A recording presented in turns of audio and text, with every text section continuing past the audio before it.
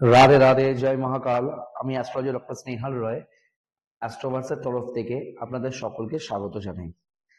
আজ সরস্বতী পুজো, একটা বিশিষ্ট দিন ছাত্রদের জন্য এবং অন্য মানুষদের জন্য বিশিষ্ট দিন। প্রথমে আমি ছাত্রদের জন্য বলবো যে তোমরা যদি একটা কাজ করতে পারো, একটা উপায় করতে পারো, তো তোমরা পড়াশোনায় অনেক উন্নতি লাভ করবে এবং তোমাদের পড়াশোনায় কিন্তু মনোযোগও বাড়বে।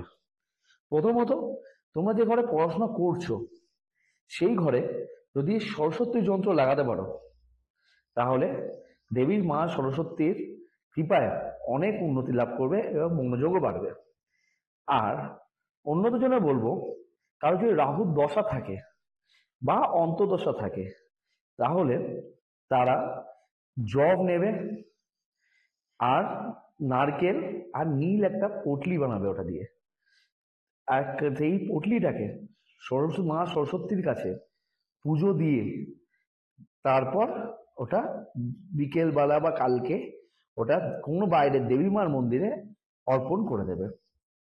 আর অবশ্য ছাত্রদের জন্য বলবো, আজ কিন্তু মা সরস্বতীর বীজ মন্ত্র অবশ্যই পাঠ করবে, আর মা সরস্বতীর মন্ত্র অবশ্যই পাঠ করবে, মনোযোগ সহকারে করবে। আর পুজোর সময় পুজো দেওয়ার আগে একটা ঘিয়ের প্রদীপ অবশ্যই জ্বালাবে। তো আজকের জন্য এইটুকুই। নমস্কার, ভালো থেকো, সবাই সুস্থ থেকো। আর ছাত্রদের জন্য বলবো, আমার তরফ থেকে তোমাদের আন্তরিক অভিনন্দন। সামনে পরীক্ষা, ভালো সময় যেন আসে।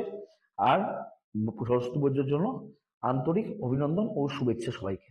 তো আজকের জন্য এইটুকুই। নমস্কার।